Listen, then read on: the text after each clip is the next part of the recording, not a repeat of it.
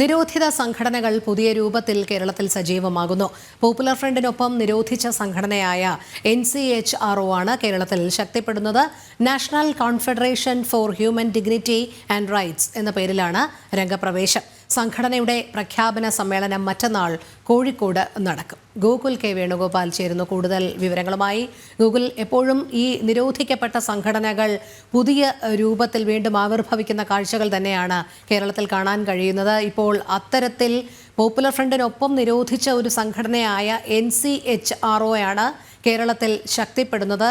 അവരുടെ പുതിയ പേരെന്ന് പറയുന്നത് national confederation for human dignity and rights എന്ന പേരിലാണ്. പക്ഷേ ആശയം ഒക്കെ തീവ്ര മതവികാരങ്ങൾ ലക്ഷ്യം വെച്ചുകൊണ്ടുള്ളതാണ്, അല്ലെങ്കിൽ തീവ്രവാദം തന്നെയാണ് ഇതിന് പിന്നിൽ എന്ന് തന്നെ മനസ്സിലാക്കേണ്ടിയിരിക്കുന്നു, അല്ലേ?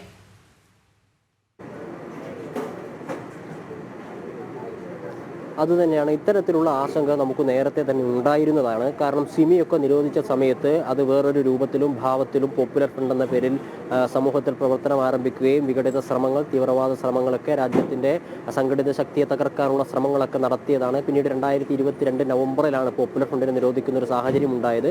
അങ്ങനെ 2022 പോപ്പുലർ ഫ്രണ്ടിനെ നിരോധിച്ച സമയത്ത് തന്നെ നിരോധിച്ച മറ്റൊരു സംഘടനയാണ് NCHRO എന്ന് പറയുന്ന സംഘടന. 3 വർഷങ്ങൾക്ക് മുമ്പാണ് നിരോധിച്ചത്. അതിൻ്റെ സംസ്ഥാന അധ്യക്ഷനായിരുന്ന വിളയോട് ശിവൻകുട്ടി എന്ന് പറയുന്ന വ്യക്തിയാണ് പുതിയ സംഘടനയുമായിട്ട് രംഗത്ത് വരുന്നത്. പുതിയ സംഘടനയുടെ പേര് national confederation for human dignity and rights എന്നാണ്. അതായത് മനുഷ്യാവകാശങ്ങളുടെ പേരിൽ മനുഷ്യന് ഒരുപാട് അവകാശങ്ങൾ നിഷേധിക്കപ്പെടുന്നു. അതിന് ഈ കേന്ദ്ര സർക്കാരിൻ്റെയൊക്കെ പിൻബലമുണ്ട്, പിന്തുണയുണ്ട്. കേന്ദ്ര സർക്കാർ ഇത്തരത്തിൽ മനുഷ്യാവകാശങ്ങൾ നശിപ്പിക്കുകയാണ് അല്ലെങ്കിൽ ഇല്ലാതാക്കുകയാണ് എന്ന രീതിയിൽ പുതിയ സംഘടന ആവിർഭവിച്ചു കൊണ്ടിരിക്കുകയാണ്. അങ്ങനെ സംഘടന ഉണ്ടാക്കിയെടുക്കുന്നത് നേരത്തെ തന്നെ നിരോധിക്കപ്പെട്ട സംഘടനയുടെ നേതാക്കന്മാരായിട്ടുള്ള ആളുകളാണ് എന്നുള്ളതാണ് പ്രധാനപ്പെട്ട വസ്തുത. ഈ തീവ്രവാദ പ്രസ്ഥാനങ്ങൾ നമ്മൾ നേരത്തെ സൂചിപ്പിച്ചതുപോലെ സിമിയെ 1990കളിൽ നിരോധിക്കുന്നു. പക്ഷേ പിന്നീട് സിമിയുടെ ആശയങ്ങൾ പലതരത്തിലും പല കോണുകളിലും ഉയർന്നു വന്നു. പോപ്പുലർ ഫ്രണ്ട് എന്ന് പറയുന്ന ഒരു സംഘടന, കോഴിക്കോട് തന്നെ പോപ്പുലർ ഫ്രണ്ട് എന്ന് പറയുന്ന സംഘടന ആവിർഭവിക്കുന്ന ഒരു സാഹചര്യം ഉണ്ടായിരുന്നു. ഈ കർണാടകയും തമിഴ്നാടും ഒക്കെ കേന്ദ്രീകരിച്ചിട്ട് ഈ സംഘടനയുടെ ആളുകളൊക്കെ പുതിയ സംഘടനയുടെ ഭാരവാഹികളാവുന്നുണ്ട്, അല്ലെങ്കിൽ ഇതിൻ്റെ സംഘടനയുടെ നേതൃതലത്തിൽ തന്നെ എത്തുന്ന ഒരു സാഹചര്യമാണ് നിലവിലുള്ളത്.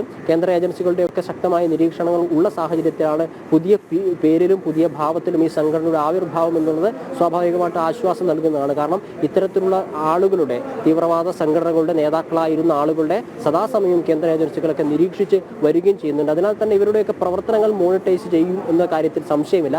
നേരത്തെ MEC7 എന്ന് പറയുന്ന ഒരു സംഘടന ഒരു സംഘടന കോഴിക്കോട് ജില്ലയിലെ തന്നെ വിവിധ സ്ഥലങ്ങളിലൊക്കെ അതിൻ്റെ സംഘടനാ പ്രവർത്തനം ആരംഭിച്ച സമയത്ത്, അല്ലെങ്കിൽ അത് ശക്തിയായി വരുന്ന സമയത്ത് അതിൻ്റെ പിന്നിൽ ജമാഅത്തെ ഇസ്ലാമിയും പോപ്പുലർ ഫ്രണ്ടും ഒക്കെ ഉണ്ട് എന്ന ആരോപണങ്ങളൊക്കെ ശക്തമായി വന്നിരുന്നു. MEC7 ഒരു സംശയത്തിൻ്റെ നിഴലിലേക്ക് പോകുന്ന സാഹചര്യത്തിലാണ് വേറെ ഒരു സംഘടന ആവിർഭവിക്കുന്നത് എന്നതും എടുത്തു പറയേണ്ടതാണ്, കൂട്ടിക്കെട്ടേണ്ടതാണ്. കാരണം 10 വർഷത്തോളമുള്ള പാരമ്പര്യം MEC7 എന്ന് പറയുന്ന പ്രസ്ഥാനത്തിന് ഈ മലപ്പുറം, കോഴിക്കോട്, കാസർഗോഡ് ജില്ലയിലെ പ്രവർത്തിച്ച് പരിചയമുണ്ട്. ആ സംഘടന BJPയുടെയും CPMൻ്റെ മുൻ ജില്ലാ സെക്രട്ടറി മോഹൻ മാഷുടെയൊക്കെ ഒരു പ്രസംഗത്തിൻ്റെ ഭാഗമായി സംശയത്തിൻ്റെ നിഴലിലാകുന്നു. അവർ കേന്ദ്ര ഏജൻസികളുടെ നിരീക്ഷണത്തിൻ്റെ പരിധിയിൽ വരുന്നു. ആ പരിധിയിൽ വരുന്ന സമയത്ത് വേറൊരു സംഘടന ആവിർഭവിക്കുകയാണ്. കോഴിക്കോട് തന്നെയാണ് അതിൻ്റെ സംഘടനയുടെ ഔദ്യോഗിക പ്രഖ്യാപനം നടക്കുന്നത്.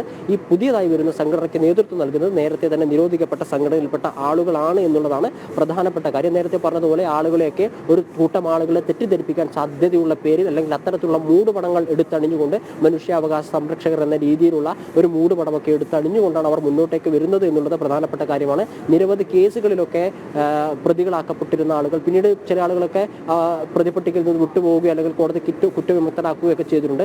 സംശയത്തിന്റെ നിഴലിൽ നിൽക്കുന്ന ഒട്ടനവധി ആളുകളാണ് ഈ സംഘടനയുടെ പിന്നിലുള്ളത് എന്നുള്ളതാണ് എടുത്തു പറയേണ്ടതായിട്ടുള്ള ഒരു കാര്യം. ശരി, ഗോകുൽ കെ വേണുഗോപാലാണ് വിവരങ്ങൾ നൽകിയത്.